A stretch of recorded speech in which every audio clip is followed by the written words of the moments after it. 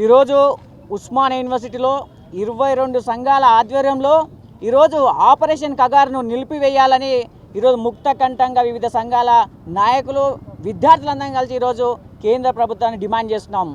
ఈ ఒకటి గుర్తుపెట్టుకోండి, ఈ ఉస్మానియా యూనివర్సిటీ విద్యార్థి నాయకుడు ఈ ప్రపంచంలో ఎక్కడ ఏ అన్యాయం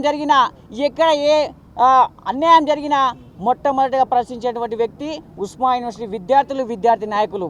ఈరోజు మేము ఒకటే చెప్తున్నాం, ఆపరేషన్ కగారును వెంటనే నిలిపివేయాలని మేము టీఆర్ఎస్ విద్యార్థి కూడా ఈరోజు డిమాండ్ చేయడం జరుగుతుంది. ఒకటి ఎందుకంటే ఈ ప్రపంచంలో మీరు గుర్తుపెట్టుకోండి, ప్రపంచంలో కూడా మొదటి ప్రపంచ యుద్ధం జరిగింది, రెండో ప్రపంచ యుద్ధం జరిగింది, కానీ ఏమైనా ఫలితం వచ్చిందా? శూన్యం. ప్రపంచ దేశాలు రెండో ప్రపంచ యుద్ధం అయితే శాంతి కోరుకున్నారు. అంటే ఈరోజు కూడా అక్కడ ఉన్నటువంటి మావోయిస్టులు కూడా, ఆదివాసులు కూడా ఈరోజు శాంతి కోరుకుంటున్నారు, చర్చలు జరపాలంటున్నారు. అలాంటి వ్యక్తులతో ఈరోజు చర్చలు జరపకుండా కేంద్ర ప్రభుత్వం నిర్లక్ష్యంగా వ్యవహరిస్తే వాళ్ళని చంపుతా అని చెప్పడం, ఒక డెడ్ లైన్ విధించడం సిగ్గుచేటు. గుర్తుపెట్టుకోండి, ఎందుకంటే మీరు వివిధ దేశాలతో యుద్ధం జరుగుతుంది, అప్పుడు మీరు వివిధ దేశాలతో యుద్ధం చేయడం వల్ల ఏమైనా లాభం ఉంటుందా? ఏముండదు, ఓన్లీ నష్టమే పడుతుంది. ఆర్థిక నష్టము, ప్రాణ నష్టం జరుగుతుంది.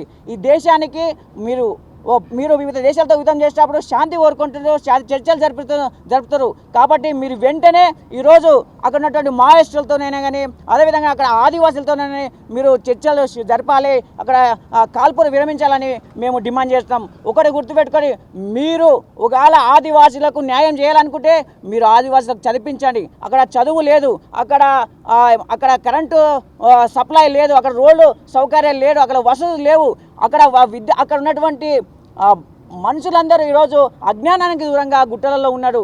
వాళ్ళకు ఒక అవసరాలను తీర్చాలే కానీ మీరు ఇలాంటి అవసరాలు తీర్చకుండా ఈరోజు వాళ్ళని చంపుతూ ఉంటే మేము ఉస్మానియా విద్యార్థిగా, ఒక బీఆర్ఎస్ విద్యార్థి నాయకుగా మేము చూస్తూ ఊరుకున్నాం.